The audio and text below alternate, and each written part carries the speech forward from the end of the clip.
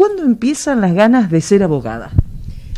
Desde hace 50 años, cuando terminé el secundario. Pero claro, era la época del proceso. Entonces terminé mi primer secundario, que salí con el título de bachiller de orientación pedagógica. No podía seguir estudiando, entonces hice cuarto y quinto año de perito mercantil aquí en Devoto como para hacer algo más. Y después, bueno, me quedé, comencé a trabajar, no mucho tiempo me casé. Y después pasó, y cuando tenía 38 años se me ocurrió hacer el profesorado de psicología que apareció en San Francisco. Y desde ahí empecé a estudiar y, bueno, después hice el postítulo de psicología, después hice un diplomado en gestión pública y me quedé tranquilo un tiempo y dije, bueno, acá dejo. Y cuando me jubilé, me resultó muy difícil aceptar la jubilación, porque me gustaba tanto dar clase, tanto estar con mis alumnos, yo me sentía tan cómoda con ellos, me sentía muy querida por ellos, yo los quería mucho también, me costó mucho, muchas lágrimas. Y un día me dice mi esposo, ¿y por qué no te pones a estudiar? Y estudia abogacía, a vos que te gusta. Y dice, podés hacerlo, ahora tenés el tiempo. Bueno, entonces empecé a pensar en hacerlo, pero buscando siempre de hacerlo libre, porque tanto renegar con colectivos. Y bueno, un día me cruzo con David, estaba en eso, yo pensando en eso, me cruzo con David Lescano en un acto de iniciación de clase en el año 2016 en el SENMA. Y le comenté, y él me dijo, yo me anoté en la siglo XXI. Me dio el teléfono, me explicó cómo era, que podía ser semipresencial o libre. Y bueno, me anoté y el 7 de abril del 2016 arranqué. El primer año lo hice semipresencial, o sea que todas las semanas tenía que asistir a una teleclase.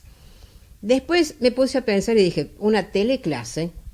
¿Para qué? Me quedo en mi casa, estudio y vengo y rindo los parciales, y de cualquier manera en la teleclase yo no podía preguntar, no tenía respuesta. Entonces era como para sí escuchar a un profesor hablar de un tema, pero nada más que eso.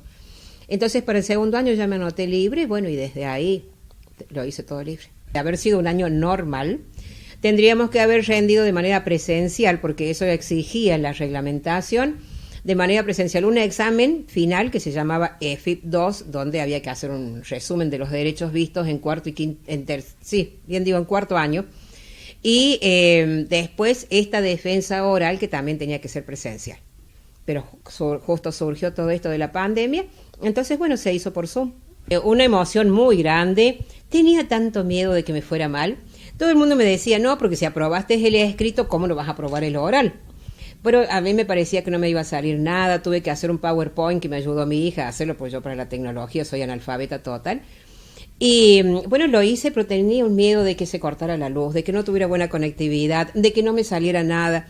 Y le decía a Lorena Francia el sábado pasado, le digo, ¿sabes que no me acuerdo de nada? No me acuerdo de los decretos, no me acuerdo de los números de leyes. Y ella me decía, pero no, ya vas a ver que sí.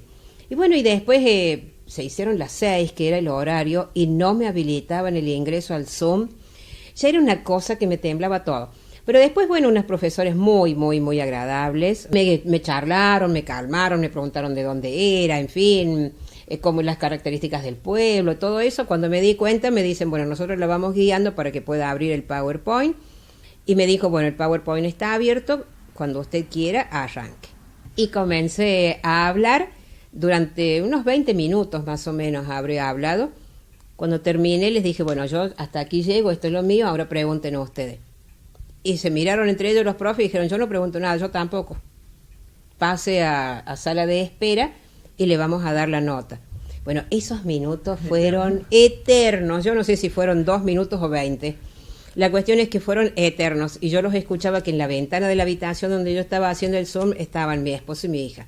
Y bueno, cuando me dijeron, aquí está la nota, y me la pusieron para que la leyera, ay, fue un alivio tan grande, una emoción, tan emocionada que ni siquiera lloré.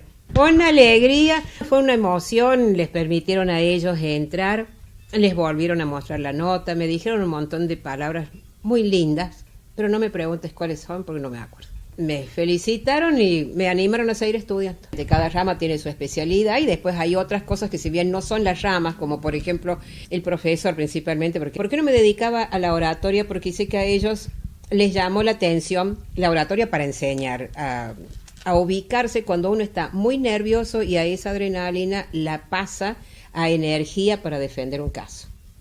Y ciertamente fue lo que a mí me pasó, pero no me preguntes cómo fue el del trámite para pasarlo, porque eso ya debe ser algo innato. Siempre hay tiempo para ponerse a estudiar nunca es tarde. Simplemente se necesitan ganas y que te guste. A la altura de mi vida ya no es obtener un título para un futuro o para ejercer y hacer una vida.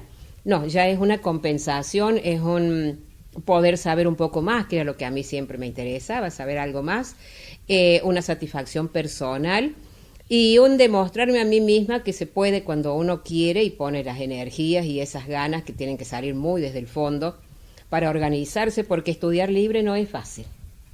Primero que uno es autodidacta, porque tenés el libro, pero lees la primera vez, lo interpretas de una forma, lo lees la segunda, lo interpretas de otra, y no tenés a quién preguntarle. La tecnología en este momento nos ayuda muchísimo para buscar en internet y encontrarte con qué es una cosa o qué es la otra. Pero de cualquier manera hay que dedicarle tiempo. Yo le dedicaba unas 4 o 5 horas diarias, ¿no? Organización personal más de todo. Establecerse horas como si uno tuviera que asistir a clase. Y decir, bueno, esta es la hora en que yo me siento a estudiar. Entonces incluso el núcleo familiar sabe que a esa hora vos estás en eso. Hay que tener la programación y respetarla, porque claro, eso de que total no tengo que dar la lección, total no me van a preguntar, tengo fecha, tengo tiempo, no, porque después llega todo junto y entonces viene el momento en que lees, pero ni alcanzas a leer porque lo pasas tan rápido que no se te va grabando. Ojalá que sirva para algo, que prenda en aquella gente que dice, pucha, me gustaría, pero no, me gusta, busco la forma, se encuentra la manera de hacerlo. En este momento tenemos tantas facilidades tecnológicas para hacerlo, no es más como cuando hace 50 años había que trasladarse a una gran ciudad. Incluso lo que nos ha dejado la pandemia de bueno, entre comillas, es el gran avance tecnológico, que muchísimas de estas carreras van a pasar a ser totalmente online.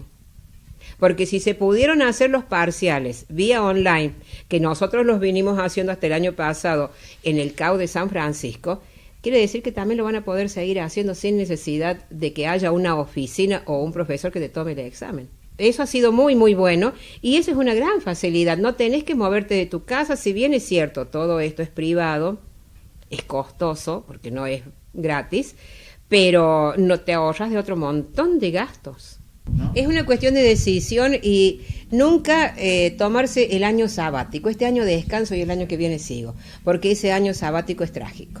Directamente no vuelven a retomar. Y estos chicos tienen que entender que el estudio no ocupa un lugar y tener un título guardadito en un cajón te es útil toda la vida. Porque a lo mejor en este momento económicamente no lo necesitan, o económicamente les gusta más trabajar que estudiar porque se tiene un dinerillo en el bolsillo, puedo acceder al auto, la moto, las salidas, etcétera. Pero ¿y mañana? El mañana necesita tener un mérito, necesita haberlo ganado a ese lugar, porque todo lo que en este momento llega del cielo no permanece para siempre. Tenés que poder ganártelo. Y la única forma, yo tengo ese convencimiento total, de que la única forma es preparándose. ¿Y cómo te preparas? A través de la educación. Se te abre el cerebro y te permite ver un montón de cosas que no las habías visto, que no sabías que estaban, y entonces ves que hay otra posibilidad, otra forma de llegar. Y no decir, bueno, mañana total tengo tiempo. No, el tiempo también pasa. Y el tiempo lo tenés para ir acumulando conocimientos, no para dejar y buscarlos mañana.